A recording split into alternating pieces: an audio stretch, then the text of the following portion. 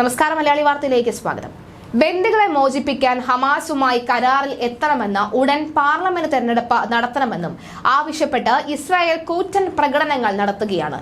ടെലവീവിലും അൽഖുദ്സിലുമാണ് ആയിരങ്ങൾ സർക്കാരിനെതിരെ ശനിയാഴ്ച രാത്രി തെരുവിലിറങ്ങിയത്. പ്രധാനമന്ത്രി ബെഞ്ചമിൻ നെതന്യാഹു രാജിവെക്കണമെന്നാണ് സമരക്കാരുടെ പ്രധാന ആവശ്യം. ഗസയിൽ തുടരുന്ന ആക്രമണത്തിനിടയിൽ ഇത്തരത്തിൽ എല്ലാ ശനിയാഴ്ചയും ഇസ്രായേൽ പ്രതിഷേധക്കാർ തെരുവിൽ ഇറങ്ങാറുമുണ്ട്. ആയിരക്കണക്കിന് പേർ ടെലവീവിലും ഹൈഫയിലും നടന്ന പ്രകടനങ്ങളിൽ പങ്കെടുത്തു. നെതന്യാഹു രാജിവെച്ച വീണ്ടും തെരഞ്ഞെടുപ്പ് നടത്തണമെന്ന് സമരക്കാർ ഉന്നയിച്ചു. ബന്ദികളെ മോചിപ്പിക്കാൻ ഹമാസ് നേതൃത്വവുമായി ചർച്ച വേണമെന്നും ഇവർ ആവശ്യപ്പെട്ടിരുന്നു. ഏകദേശം 3000 പേരാണ് ഹൈഫയിലെ ഹൊറേവ് തെരുവിൽ പ്രകടനം നടത്തിയത്. ഉടൻ തെരഞ്ഞെടുപ്പ് വേണം എന്നെഴുതി ബാനറുകളും ഏന്തിയാണ് സമരക്കാർ മാർച്ച് നടത്തിയത്.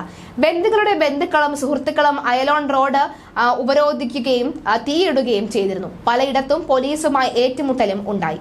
പ്രസിഡന്റ് വസതിക്ക് പുറത്ത് പ്രതിഷേധക്കാരുടെ പ്രസംഗങ്ങൾ ഉണ്ടായതായിരുന്നു പ്രകടനം ആരംഭിച്ചത്. തുടർന്ന് പാരീസ് സ്ക്വയറിലെത്തി ബന്ദികളുടെ കുടുംബാംഗങ്ങൾ പ്രധാനമന്ത്രി ബെഞ്ചമിൻ നെതന്യാഹുവിന്റെ ഔദ്യോഗിക വസതിക്ക് പുറത്തും പ്രതിഷേധിച്ചു.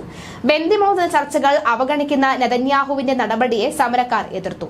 ചർച്ചകൾ നടക്കുന്ന കൊയ്റോയിലേക്ക് ഇസ്രായേലി പ്രതിനിധിയെ അയക്കേണ്ടതില്ല എന്ന തീരുമാനവും പ്രതിഷേധത്തിന് കാരണമായി. സർക്കാർ ഞങ്ങളോട് സംസാരിക്കുന്നു, അവർ ഞങ്ങളെ കണ്ടുമുട്ടുന്നു. ഞങ്ങൾ അവരുടെ പ്രഥമ പരിഗണനയാണ് അവർ വാഗ്ദാനം ചെയ്യുന്നത്. അതിനാൽ ഞാൻ ചോദിക്കുന്നു, ബന്ദികൾ എവിടെയാണ്? എന്തുകൊണ്ട് അവർ ഇപ്പോൾ ഞങ്ങളുടെ കൂടെ ഇല്ലാതെയാണ്? ബന്ദിയാക്കപ്പെട്ടവരുടെയും കാണാതായ കുടുംബങ്ങളുടെയും കൂട്ടായ്മയിലെ അംഗം ടോം ബർഗയാണ് ഈ ചോദ്യം ചോദിച്ചത്. മിസ്റ്റർ നെതന്യാഹു, പ്രധാനമന്ത്രി എന്ന നിലയിൽ നിങ്ങളെ ഞങ്ങൾക്കറിയാം. വർഷങ്ങളായി നിങ്ങൾ എന്റെ പ്രധാനമന്ത്രിയാണ്.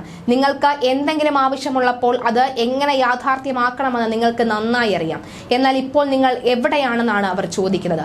ഒരു പ്രതിനിധിയെ കൊയ്റയിലേക്ക് അയക്കാതിരിക്കാൻ പ്രധാനമന്ത്രിക്കും യുദ്ധമന്ത്രിക്കും എന്ത് അവകാശമാണുള്ളത്?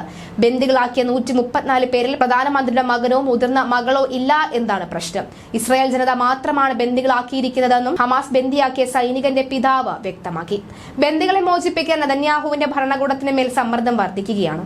പ്രത്യേകിച്ചും ഗസയിൽ ഇസ്രായേൽ വ്യോമാക്രമണത്തിൽ പല ബന്ദികളും കൊല്ലപ്പെട്ടതിന്റെ പശ്ചാത്തലത്തിൽ ഗസയിലെ തങ്ങളുടെ ബന്ധുക്കൾക്ക് എന്ത് സംഭവിക്കുന്നു എന്ന ഹമാസുമായുള്ള ചർച്ചയുടെ ഭാവിയെക്കുറിച്ചും അറിയാൻ വെള്ളിയാഴ്ച ബന്ദികളുടെ കുടുംബങ്ങൾ നെതന്യാഹുവുമായി യുദ്ധ ക്യാബിനറ്റുമായും അടിയന്തര ചർച്ച ആവശ്യപ്പെട്ടിരുന്നു. എന്നാൽ ഇതെല്ലാം അവഗണിക്കുകയാണ് സർക്കാർ ചെയ്തത്.